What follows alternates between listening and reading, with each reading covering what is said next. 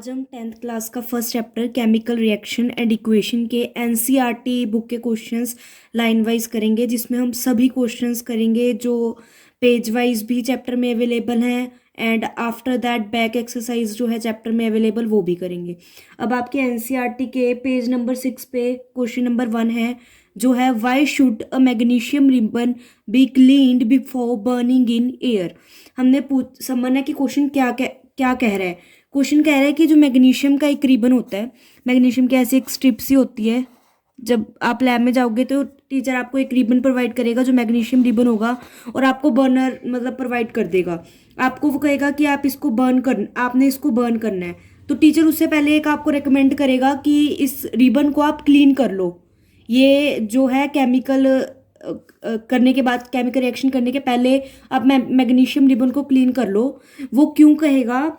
वो इसलिए कहेगा क्योंकि जो मैग्नीशियम रिबन है उस पर मैग्नीशियम ऑक्साइड की लेयर बन चुकी है। जो हमारे एटमॉस्फेयर में ऑक्सीजन है उसने मैग्नीशियम के साथ रिएक्ट कर लिया है और मैग्नीशियम ऑक्साइड बना लिया है। तो इस मैग्नीशियम ऑक्साइड की जो लेयर है, तो इस लेयर के होने के कारण जो रिएक्शन है वो प्रॉपरली नहीं होगा। ताकि रिएक्शन प्रॉपरली हो सके, टीचर क्या रेकमेंड करता है कि मैग्नीशियम रिबन को क्लीन करो। यही हमें क्वेश्चन कह रहा है कि why should a magnesium ribbon be cleaned before burning in air. तो आप आंसर लिखोगे a magnesium ribbon should be cleaned before burning in air to remove the layer of magnesium oxide formed on it, because this layer delays the burning of magnesium.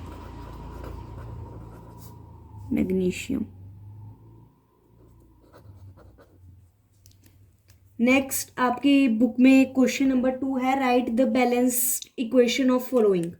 उसमें question number 2 में हमने balancing करनी है। क्या कह रहा है? Balance the equation. Balanced है इक्वेशंस, उन्हें हमें लिखना है। जैसे आपको वहां पे फर्स्ट दिया हुआ है hydrogen plus chlorine give you hydrogen chloride.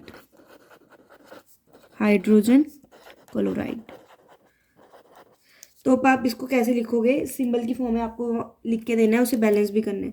Hydrogen का सिंबल होता है H और ये डायटोमिक फॉर्म में होता है तो H2। क्लोरीन का सिंबल होता है Cl, ये भी डायटोमिक फॉर्म में होता है तो Cl2 will give you hydrogen chloride या फिर से हाइड्रोक्लोरिक एसिड भी कहते हैं।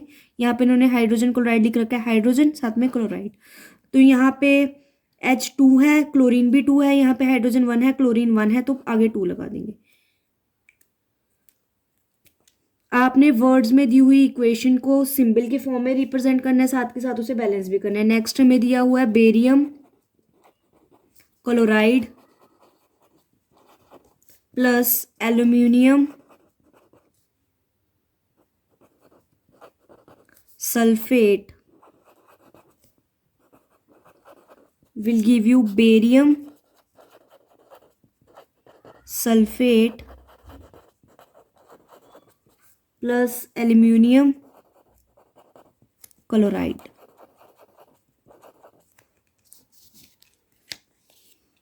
तो अब आप इसे कैसे लिखोगे? बेरियम के ऊपर जो है +2 चार्ज होता है, क्लोरीन के ऊपर -1 चार्ज होता है। तो जब आप इसको लिखोगे, ये जो इसका चार्ज है इसके पैर में, जो इसका चार्ज है इसके पैर में, तो बेरियम क्लोराइड का फॉर्मूला होगा BaCl2 plus aluminium sulphate. Aluminium पे +3 चार्ज होता है, सल्फेट पे -2 चार्ज होता है। तो इसका चार्ज इसके पैर में, इसका चार्ज इसके पैर में, तो बन जाएगा Al2SO4 3 aluminium sulphate will give you barium sulphate BaSO4 plus aluminium chloride AlCl3। क्योंकि बेरियम के ऊपर +2 चार्ज होता है, सल्फेट के ऊपर -2 चार्ज होता है, ये चार्ज एक दूसरे को कैंसिल कर देगा, तो BaSO4 बन जाएगा फॉर्मूला। क्योंकि बेरियम के ऊपर +2 चार्ज होता है, सल्फेट के ऊपर -2 चार्ज होता है, चार्ज एक दूसरे को कैंसिल कर देगा, तो BaSO4 बन जाएगा। एल्यूमिनियम के ऊपर +3 चार्ज होता है, क्लोरीन के ऊपर -1 चार्ज होता है, तो ये इसके पैर में इसके पैर में AlCl3 फॉर्मूला बन जाएगा। ये आपने 9th क्लास में पढ़ा होगा कि कैसे बनाते हैं, कि कैटायंस एनायंस के बारे में 9th क्लास में आपने पढ़ा हुआ है, फिर भी मैंने एक बार आपको बता दिया है। साथ में आपने इसकी बैलेंसिंग भी कर देनी है, क्योंकि क्वेश्चन में कहा है बैलेंस्ड इक्वेशन लिखनी है, और इसकी बैलेंसिंग कर लेते हैं। यहाँ पे बेरियम 1 है, यहाँ पे भी बेरियम 1 है, यहाँ पे क्लोरीन 2 है, यहाँ पे 3 है, तो इसको बैलेंस करना पड़ेगा। यहाँ पे 2 लगा दूँ, यहाँ पे 3 लगा दूँ, क्या हो गया, बेरियम 6 हो गए, कैल्शियम 6, क्लोरीन 6 हो गए, यहाँ पे भी क्लोरीन 6 हो गए, बट यहाँ पे बेरियम 3 हो गए, तो यहाँ पे भी 3 लगा लो। अब देख लो बैलेंसिंग होगी, यहाँ पे बेरियम 3, यहाँ पे भी बेरियम 3, यहाँ पे क्लोरीन 6, यहाँ पे भी क्लोरीन 6, यहाँ पे एल्यूमिनियम 2, यहाँ पे भी एल्यूमिनियम 2, यहाँ पे सल्फेट 3, यहाँ पे भी सल्फेट 3। ये मैंने बैलेंसिंग ऑफ इक्वेशन इस चैप्टर की जो लेक्चर सीरीज प्लेलिस्ट डाली हुई है उसमें डाला हुआ है। नेक्स्ट क्वेश्चन नंबर 3 है पेज नंबर 6 पे एनसीईआरटी के, कि हमने बैलेंस्ड इक्वेशन केमिकल इक्वेशन लिखनी है सिंबल के फॉर्मूले में, हमें वर्ड्स में दिया हुआ है। आप क्वेश्चन पढ़ लो बुक में से। क्वेश्चन है solution of barium chloride and sodium sulphate in water reacts to give insoluble barium sulfate and the solution of sodium chloride। तो उन्होंने क्या कहा है, एक बेरियम क्लोराइड है, हमने फॉर्मूला लिख लेना है बेरियम क्लोराइड का। बेरियम क्लोराइड का फॉर्मूला होता है BaCl2। Solution of barium chloride यानी कि एक्वस मीडियम है, क्योंकि इन्होंने आगे क्या भी दिया कि इन वाटर में है। Barium chloride and sodium sulphate Na2SO4 किस फॉर्म में है, एक्वस फॉर्म में। रिएक्ट करके क्या दे रही हैं, इनसॉल्यूबल बेरियम सल्फेट, हमें बेरियम सल्फेट मिल रहा है जो पानी में सॉल्यूबल नहीं है। इनसॉल्यूबल लिखने का मतलब है कि वो वाटर में सॉल्यूबल नहीं है। And solution of sodium chloride, साथ में हमें मिल रहा है NaCl जो कि एक्वस है, वो पानी में डिसॉल्व हो जाता है। बैलेंस भी करना है, उन्होंने कहा है बैलेंस्ड लिखनी है, तो बेरियम 1 है, यहाँ पे भी 1 है, सल्फेट भी बैलेंस्ड है, क्लोरीन यहाँ पे 2 है और सोडियम यहाँ पे 2 है, यहाँ पे 1 है, तो यहाँ पे 2 लगा दो, ये बैलेंस होगी। इसका ही हमें सेकंड पार्ट दिया हुआ है, sodium hydroxide in water reacts with hydrochloric acid solution to produce sodium chloride and water. ये वैसे मैंने पहले इस चैप्टर में जो वीडियो बनाई है उसमें बताया हुआ है, न्यूट्रलाइजेशन रिएक्शन में जब मैंने केमिकल प्रॉपर्टीज ऑफ एसिड पढ़ाई थी, ये न्यूट्रलाइजेशन रिएक्शन है। अब हम इसे सिंबल के में लिखते हैं। इन्होंने कहा है sodium hydroxide, sodium hydroxide is NaOH, this is a base, water में है, रिएक्ट किसके साथ कर रहा है, हाइड्रोक्लोरिक एसिड HCl के साथ, both are in aqueous medium, will give you to produce sodium chloride is NaCl which is in aqueous medium and water H2। इसके बाद एनसीईआरटी के पेज नंबर 10 पे क्वेश्चन है कि a solution of a substance X is used for white washing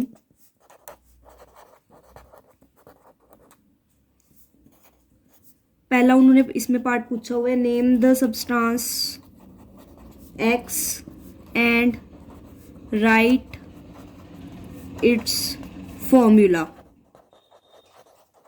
number 2 इन्होंने कहा हुआ है, right the reaction of substance X named in number 1 above with water। इन्होंने कहा कोई सब्सटेंस है X, हमें नहीं पता कौन सा सब्सटेंस है, उसे हम वाइट वॉशिंग के लिए यूज करते हैं, तो हमें नहीं पता वो कौन सा सब्सटेंस है जो वाइट वॉशिंग के लिए यूज होता है। जो भी वो सब्सटेंस है, पहले तो वो सब्सटेंस का नाम बताना है, पार्ट 2 में उस जो सब्सटेंस है उसका रिएक्शन देना है हमने वाटर के साथ। हमें ये पता होना चाहिए कि क्विकलाइम जो है, जिसे हम क्विकलाइम कहते हैं, जो केमिकली क्या होता है, कैल्शियम ऑक्साइड, वो वाइट वॉशिंग में यूज होता है। तो ये जो इन्होंने क्वेश्चन में कहा एक्स सब्सटेंस, तो वो एक्स सब्सटेंस कौन सा है, कैल्शियम ऑक्साइड। नंबर 2 में हमने क्या करना है, रिएक्शन लिखना है उस एक्स सब्सटेंस का। अब हमें पता लग गया कि क्विकलाइम, कैल्शियम ऑक्साइड, जिसे हम क्विकलाइम भी कहते हैं, ये वाइट वॉशिंग में यूज होता है। तो जो एक्स वो सब्सटेंस है उसका हमने वाटर के साथ रिएक्शन करना है। तो हमें पता लगा कि एक्स सब्सटेंस कैल्शियम ऑक्साइड है, जो एक्स सब्सटेंस है उसका हमने वाटर के साथ रिएक्शन किया तो हमें क्या मिलेगा, कैल्शियम हाइड्रोक्साइड, जिसे हम स्लैग्ड लाइम कहते हैं। और अगर केमिकली बताएं तो कैल्शियम हाइड्रोक्साइड, और क्या कहते हैं, slagged lime.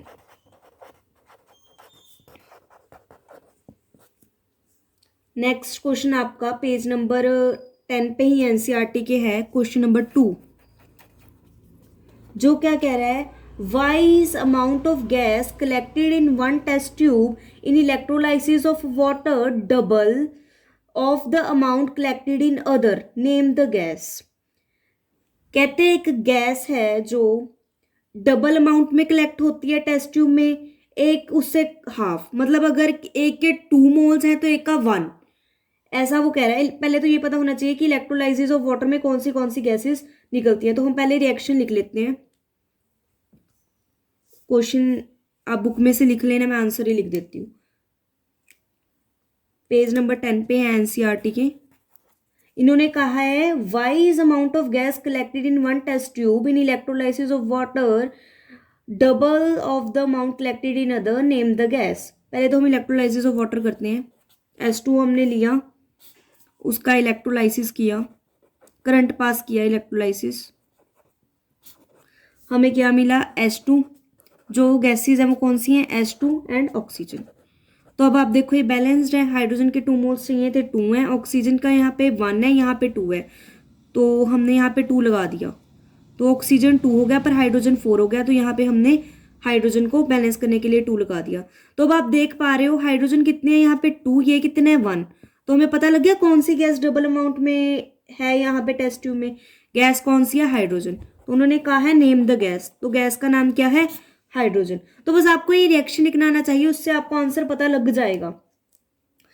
In this reaction the balance equation show that on electrolysis the water decomposes to form hydrogen and oxygen. जब हमने इलेक्ट्रोलाइसिस किया तो क्या बना, हाइड्रोजन बना एंड ऑक्सीजन बना। तो किस रेशो में बना है, 2:1। This amount of hydrogen gas produced, जो हाइड्रोजन है वो दुगनी रिलीज हुई है ऑक्सीजन से। ठीक है, तो यही क्वेश्चन में था कि इलेक्ट्रोलाइसिस में कौन सी तो गैसेस निकलती हैं, हाइड्रोजन एंड ऑक्सीजन। कौन सी डबल अमाउंट में निकलती है, हाइड्रोजन गैस डबल अमाउंट में निकलती है, जो हमने कैसे पता किया, by balanced equation of electrolysis. 10th class की एनसीईआरटी के पेज नंबर 13 पे आपका क्वेश्चन है, why does colour of copper sulphate solution change when an iron nail is dipped in it. जो कॉपर सल्फेट सोल्यूशन है वो ब्लू कलर का होता है, ब्लू कलर का होता है कॉपर सल्फेट का सोल्यूशन। कॉपर सल्फेट में जब हम आयरन नेल, यानी कि आयरन का फॉर्मूला होता है Fe, डालते हैं तो सोल्यूशन का कलर क्यों चेंज हो जाता है, क्वेश्चन ये पूछ रहा है। यानी कि पहले ब्लू है, बाद में कोई और कलर हो जाता है, क्यों?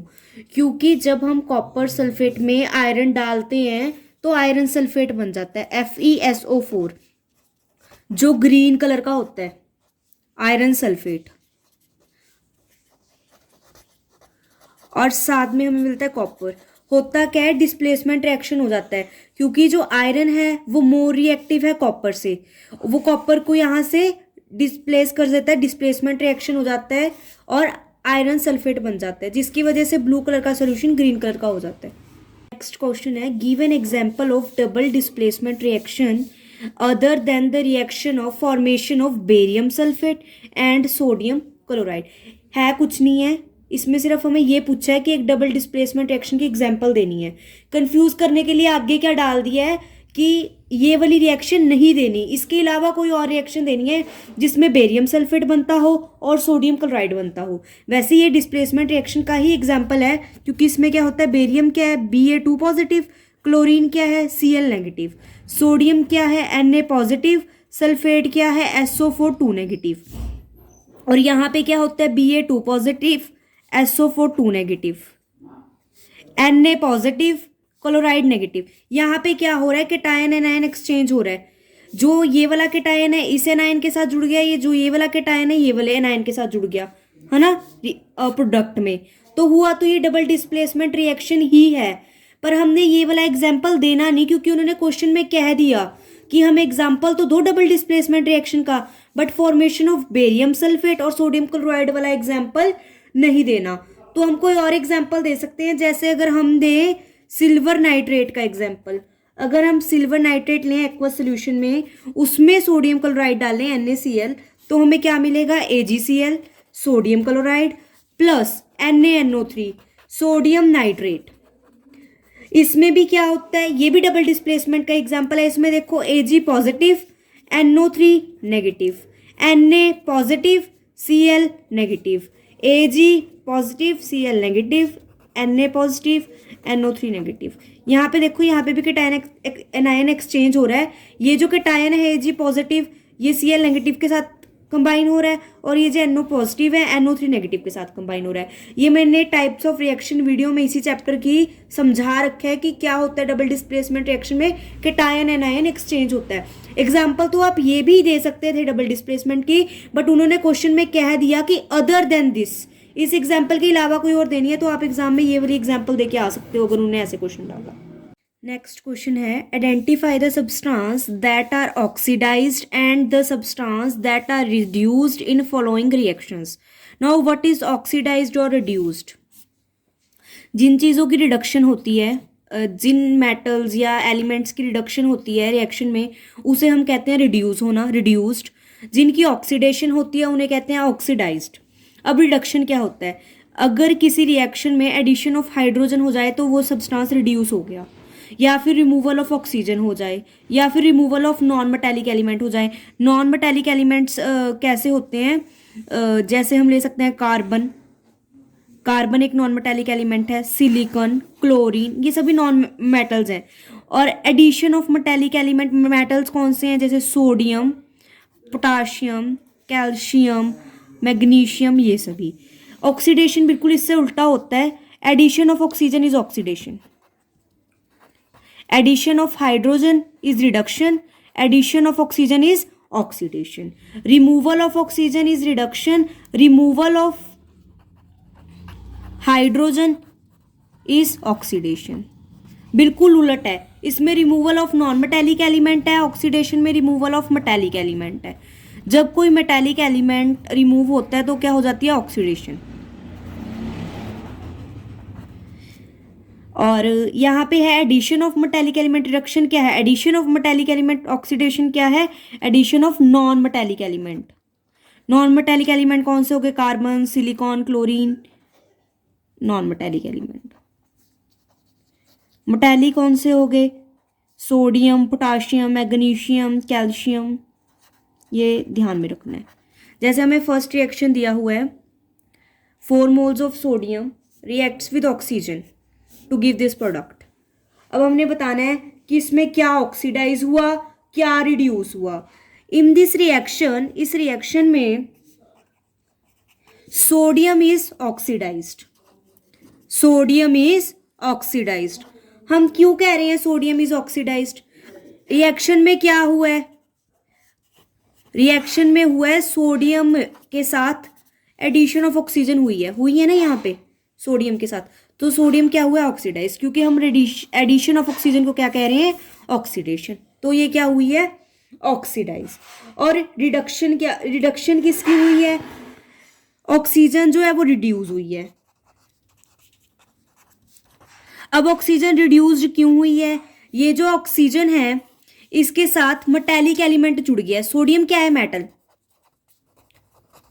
और हमने अभी पढ़ा कि addition of metallic element, addition of metallic element क्या होती है, रिडक्शन। तो ऑक्सीजन क्या हुई है, रिड्यूस्ड। ऐसे ही हमें सेकंड एग्जांपल दे रखी है इन्होंने कॉपर ऑक्साइड की।